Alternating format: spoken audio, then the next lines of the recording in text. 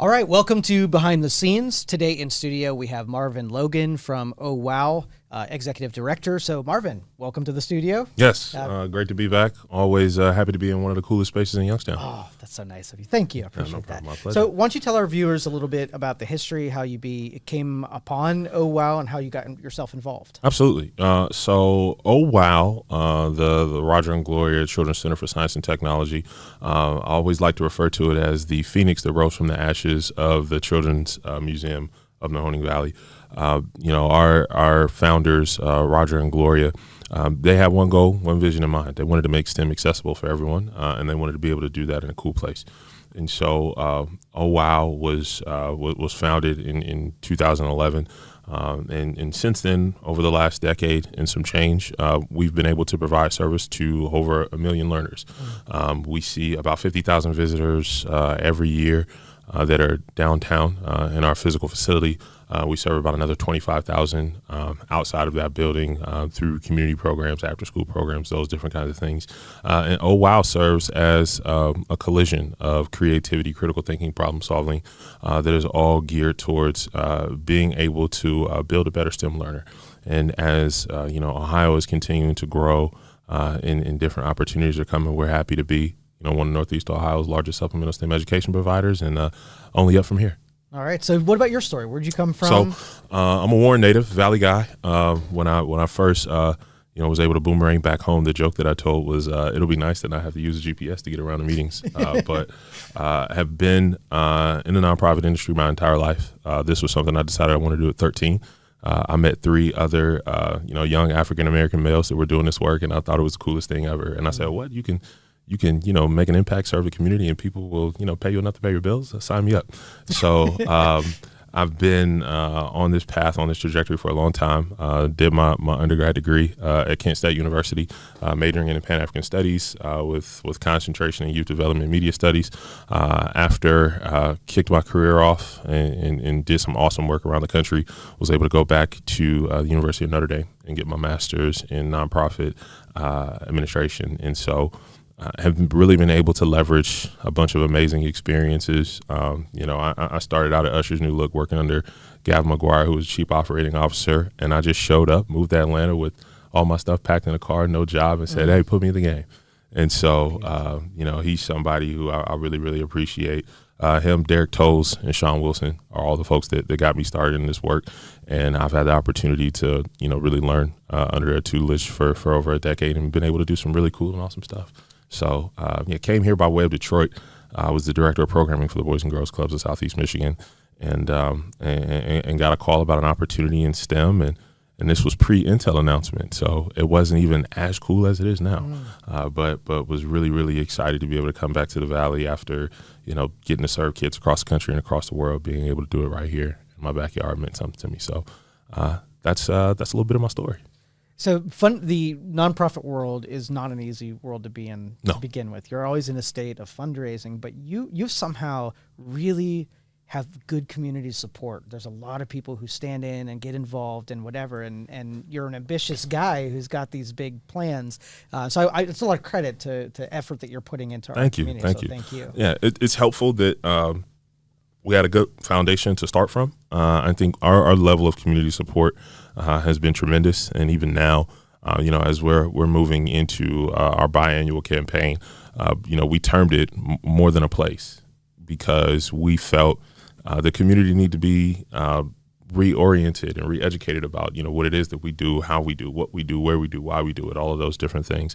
And the response has been really great so far. People see us is being an incredibly impactful organization in the Valley. I mean, we service a 9-county area from the Shenango Valley all the way out to Akron and Canton. As a matter of fact, we had a pretty sizable group in from Akron just a couple of weeks ago doing some coding exercises. So being able to provide that high quality STEM experience, it's impossible without the support of our community. So we're grateful for that, and always welcome for more. So school participation, having a lot of the Valley schools know that you're a resource that can be used in their normal curriculum and in addition to their curriculum. Absolutely. So we provide in-school and after-school supplemental STEM support through all of whenever you see us on TV or you see us on a stage where we're blowing something up or we're freezing something, all of those activities, they're built towards Ohio and Pennsylvania and the next generation science standards by grade level. And so we were able to, get some really good educators to help us work on our materials and develop things that are going to bring impact to students' engagement in STEM, their academic participation. We measure their progress, throughout usually we do programming at a minimum of at least 6 weeks, and so with that same group over and over and over again, we're able to see. Hey, they're having fun, they're having a good time, but guess what? They're learning, and that's what the most important thing is. And so being able to have high-quality school partners that allow us to do the work, allow us to test out new ideas, push the envelope on how we're able to deliver an impact to their students. And then we even do professional development. So we typically train anywhere from 50 to 100 teachers a year in project and challenge-based learning, so that if OWOW isn't able to come and give it to you in the classroom or provide it after school, then we can come in and use our specialists that are experts on those things to be able to do trainings for our local community. We've got an awesome partner out of Texas called the House of Shine, which is another museum. They have something called Shineology, and that allowed us to put social emotional learning into the programs that we do, because a lot of students that struggle with STEM, you're going to see, I'm just not good at science, I'm just not good at math, and their esteem in those areas is really negatively impactful to their learning experience. But we're able to see what happens on the flip side, where they're able to start seeing some success, notice fun ways to learn those things, and able to go from there. So it's been really great to partner with so many schools. We're looking forward to partnering with even more this upcoming fall, and just the Valley deserves an opportunity to have high quality STEM education, and we're happy to be a system of support and partner with our local educators and figuring out different ways to be able to get those results for students. This episode was brought to you by Youngstown Computer, the Valley's technology company. We appreciate the loyalty you all have shown to us over the years, and it's our promise to serve all of the technology needs of the Valley. Call 330-259-7278. We have both home and business services available, everything from repair, installations, and new equipment. You can improve your Wi-Fi and have your technology serve you better. Call 330-259-7278, or you can schedule your appointment right now on youngstowncomputer.com and look for the red Book Now button. So what age groups do you have programs for? So we do programs pre-K all the way through 12th grade. We offer different things like our in-school, after-school programs. We offer programmings through different camps, like one that we're going to talk about here in a moment. But we also provide STEM kits as well, so that you can either do experiments in the classroom, after school. And then one of our new program areas that we're really excited about is career exploration. How can you take project and challenge-based learning with industry learning, industry standards, micro-credentialing, different things, and be able to give a 9th through 12th grader that kind of experience that's going to help them, be exposed to different opportunities that are out there, kind of explore the marketplace, if you will, and get some really valuable experiences that is going to give them some quality technical skills, so that, hey, either they go directly into the workforce out of high school, they go on to some continuing education opportunity, or they have a great entrepreneurial idea in the world of STEM, and really being able to close that gap. When you talk about college affordability and being able to go on to continuing education, I can't tell you how many thousands of dollars are what I feel are wasted in our higher education system with students that have to remediate once they get to a campus. And it isn't that, they're not capable, they don't have the opportunity to be a successful college student, but going back and having to take that pre-algebra, that next thing you got a semester's worth of debt, racked up, being able to take those classes. So us being able to deliver quality in those areas and be able to impact the educational experience is something special to us, and we're glad to be able to give that cradle to career experience through STEM. Beautiful. All right, let's get into our video here. If you want to take. So we were really excited to have the crew out yesterday, being able to capture some awesome experiences. We're in the middle of our Summer Manufacturing Institute. It's one of our longest running programs. And so being able to take students from all over the Valley and get them to see how manufacturing touches their lives every day is something really, really cool. Our group is going to be doing some surveying in Mahoning, Trumbull, and Columbiana County. And this year's theme is 3D printing and urban design. So how do you manufacture a smart city, a city that's bikeable, accessible with multimodal transportation? And so being able to have a bunch of students out and seeing those things and taking a look at, hey, this is how communities are built. This is how communities are developed. So really nice that we got a chance to capture some of that. And I think these kids, they engage with this stuff because it's so different. They're putting in like an adult role, and Absolutely. I think oftentimes we the majority of the limitations that actually exist for our young people are the ones that we put on them. And yesterday was really, really cool. You got some really insightful answers from the students that, well, this isn't a really nice access point, or, oh, man, it would be great if they put some shade over here, or what are the other things that they're looking at there? I mean, they were looking at bike lanes and bus stops. Hey, this bus stop isn't really well put together. This doesn't offer a lot of shade. It probably sucks to catch a bus here in the cold, and being able to have those ideas. And I think was really, really cool being able to involve partners like Cityscape and the Eastgate Regional Council of Governments.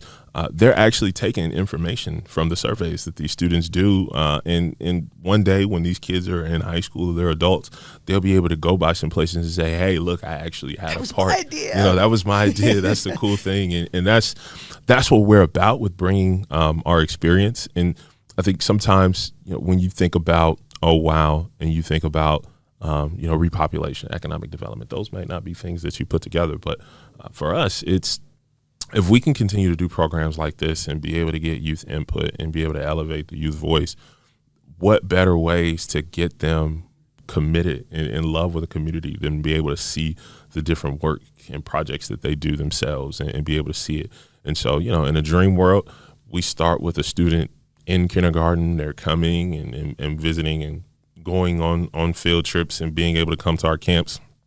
And then that student winds up at YSU and they're doing something in architecture or engineering, and then be able to say, hey, like, this is a community that has a lot of opportunity, has a lot of potential for growth. I really want to be a part of it. All right. So we have the entryway here into the museum. Yes. In our mission statement, we talk about creating a colorful environment. And so obviously when you first walk into the door, that's something that you see. Students love color, and that's a really nice hook for them. And so being able to have that physically emulated throughout our space is super duper important. As you go through the center, you see different themes when it comes to STEM, different areas that have different focuses, and you're able to test some things out.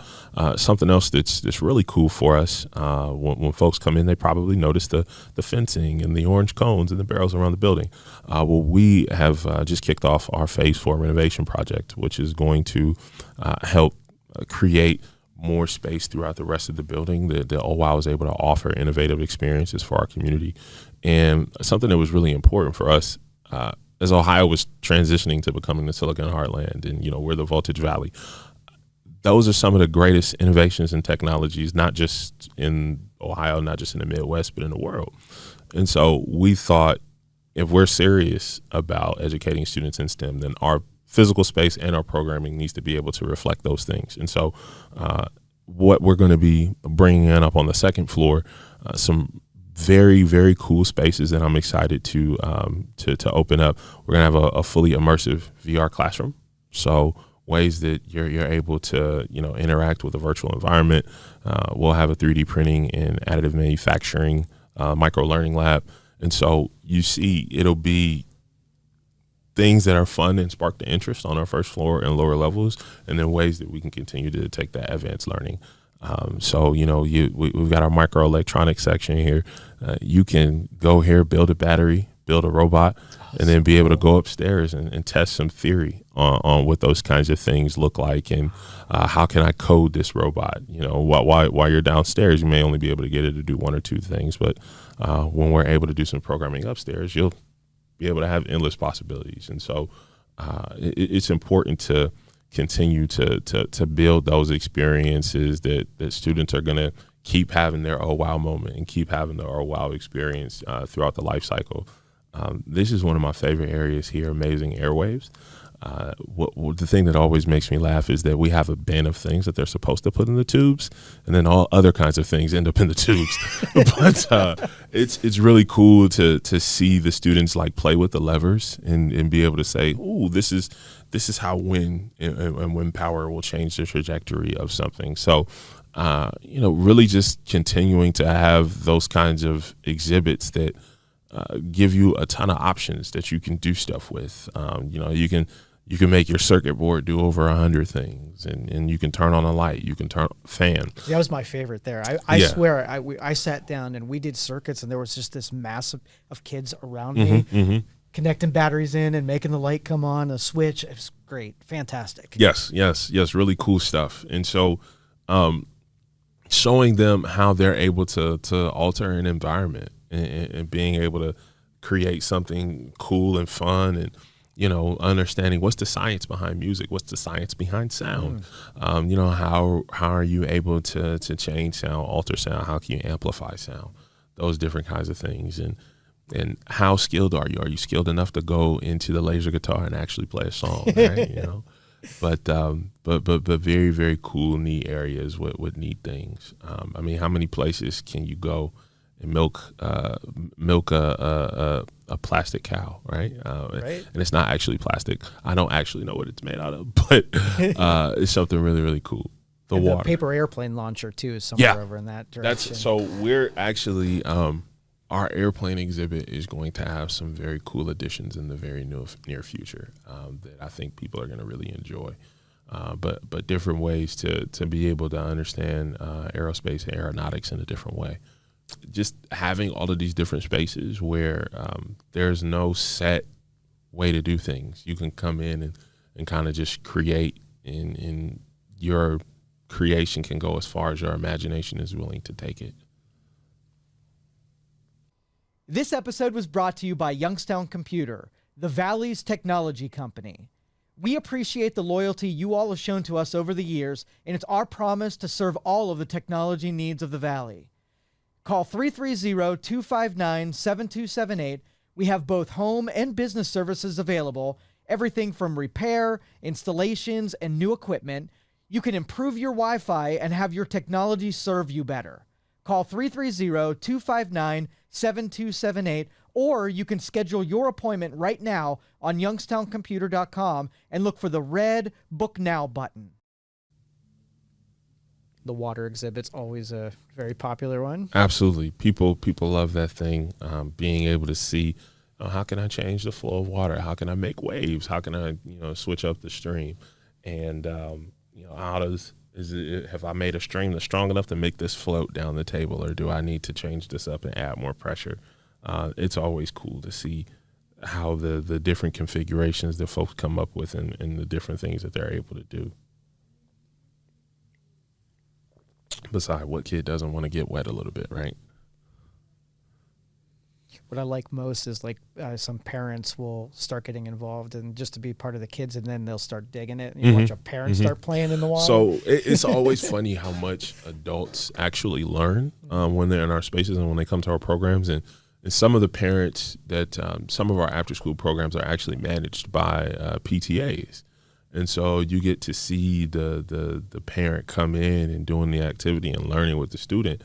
And there's no better way to make sure that you're having a nice cyclical learning experience, because they're getting it in the classroom. They can get it after school. The parent, grandparent, older sibling, really doesn't matter. Whoever the older person is that's involved and connected has the opportunity to understand and appreciate what their young person is learning and be able to enhance that learning experience even further. So always love to see the parents. Oh, yeah. And at our we have an annual event every year called Science of Brewing. That's always in August, and that's when we open it up with some adult entertainment and get different sections around the center that folks can do experiments, and they really get into it. They love that stuff, and And it's that's why it's funny. Anytime people ask about ages, we say, "Well, yeah, there's this range of ages," but really, there's grandparents who come in there and they're really really into it and into whatever they're doing. So it's great that we're able to keep inventing those different experiences. And with our lower level, we have a lot of exhibits that are built around accessibility. So how are folks who have to experience the world in a different way, how are their experiences different? How are they similar? If I have a prosthetic, what are some different ways that I can still be able to have just as much access to everything as everyone else? I'm someone, I was in the entertainment industry, so one day I'm probably going to need hearing aids. But how can someone whose ear functions a little bit differently still be able to hear? This exhibit here is really cool. You learn different dance moves from individuals who have some kind of prosthetic body part, and it shows, hey, if that's a change that happens in your life, you're still able to get down and bust a move, and so life doesn't stop. This is one of my favorite exhibits here. It's called Drive to Hold, and the entire thing is built with different kinds of prosthetics. We hope that we'll be able to do a new exhibit that a group of students work on, that they're able to 3D print and recreate. That exhibit there was meant to be a prototype, so it was never supposed to last as long as it has, and it's really held on for a long time. But I think she's ready for retirement pretty soon. and the wall of faces there, that's always a fun absolutely thing. Absolutely. Let's see those emotions. Let's see those faces. But being able to have expressive exhibits like that where students are able to see themselves is pretty neat, pretty awesome, pretty unique. And you have an event space around that corner there, yes. where you can do like parties. Yes, and stuff like we that. do birthday parties. We host community meetings. All kinds of programs happen there all the time. And one of the ones that I usually love, Ohio Tech Day, is every day, usually around September, where schools across the state coordinate and do technology-based activities with their students. Last year, we got 100 elementary and middle schools in that room, and they were all doing chaos. Yeah, Total. but it was the most organized chaos ever. They were doing coding activities. So started out with some coding, moved on to a little bit of machine learning, and then we explained to them like, hey, all of the things that you just wrote down, this is actually what it looks like to code. This is how you work with a computer. And it's always fun when we have the robot and you gotta put peanut butter and jelly on a sandwich, and you find out, coding something and telling it what to do is not as simple as you think. Get a little stuff all over the place. So we're always happy to have some of the best birthday parties in the Mahoning Valley at our facility, and a little bit of something for everyone. I love watching these kids get curious and exploring. Absolutely. Like, if I move this a little faster, if I move this a little slower, this looks different than I thought it would be. Yeah. But that's what it's all about. Piquing their interest and getting their imagination to do a little bit of. Yeah, because I think kids have enough lecture in their lives. Getting in and doing stuff and touching stuff is the best. Absolutely. And it's a great way to, I think when you think about project and challenge-based learning, it's a great way to, okay, let's test out those things that I heard in a lecture, all of these words that I've had to memorize in the glossary of my book. Let's put them to practice so that you can then commit them to memory. One of the other things that I love is, and something that we're going to be doing more of, you'll notice we have posters all over that says, hey, do you like this exhibit? Well, this is what a person who does this full time, this is the career that they're into. So, it might be an engineer or a technician or something, and being able to do more of that, kids seeing themselves in a life and a career and a future. And it doesn't mean, we're not putting a resume in front of a third grader or anything like that, but it's, how can you do some stuff and end up find something that you enjoy? Because we all know several people that, end up just getting into a job and keeping it because it's enough to pay the bills. It's something to do, but it's not something that they really love. And anytime that you're able to do something that you love every day, it makes it less and less like work, and you're able to really grow over a period of time. And so being able to connect more of these activities to fields of study is something else that's a big thing for us, and something that when we're building up into those upper levels, we're really going to look forward to doing. And I love that you're getting into virtual reality and augmented reality, because in the future that might be part of the next, innovation in occupations. Absolutely. You look at any job board right now, and the different VR and AR technologies that are coming out and being available for public consumption. My wife is a user experience designer, so one of the things that she does is working on these different applications or programs or immersive experiences, and what is this like for the people who are actually using it. And as far as a field of study, again, when you think about VR and AR, the possibilities are really endless. And I think there are ways that we can conceptualize things that we never thought of before. So excited to have a part in exposing young people to those kinds of things. So tell us about your biggest needs. If you sort of had the megaphone to the community and say, this is where we need the help the most, come help us, what would you say? Absolutely. It would definitely be supporting our operational programs.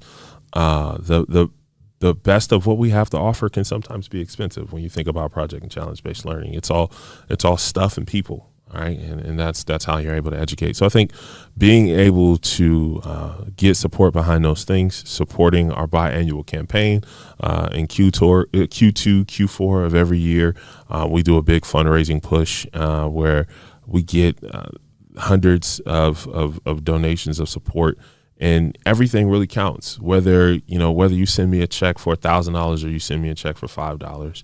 Well, if 100 people send a check for $5, that's something that we can, significantly make an impact with. And we, on average, of those, 75,000 students that we're able to serve a year, we spend on average about $25 per student to be able to, give our full suite of programs. And so being able to continue to get that kind of support, sharing stories when this comes out, making sure that everybody shares the link to it, checking out our newspaper articles anytime that we're putting our stuff out there where you see that it's impactful, share our story, find a friend. If you're able to understand, what we're really, really good at, which is challenging project-based learning, we need financial support, and we have opportunities to make incredible impact to students all across the region. And so if we can do those things and find someone that's passionate about it, then we have a great way to gain a new supporter and gain a new friend. So being able to support those things, come to our events. We just had our inaugural Insight Gala, and we're able to give away some awesome awards, and got a chance to celebrate our co-founder Gloria Jones before she left this earthly realm, and that was something that was super important. Come have fun with us.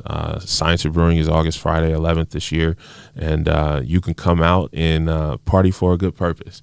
And so those are all kinds of ways that you can support us. Make sure you check out our website, owowkids.org. We've always got the latest and greatest of information up there, and anytime you've got questions about our organization, you can find plenty of answers there. All right, so you got social media they can check in with, about memberships on your website. So pretty much you guys are really connected in our Yes. Our Instagram and Facebook is always a fun place to find our stories. So, make sure you're following us on those. I'm going to have to tell our team we need a Threads account here pretty soon too. Yes, there you go. Yeah, there you go. All right, Marvin, thank you so much for being here. I Absolutely. Really appreciate it, brother. Thank you.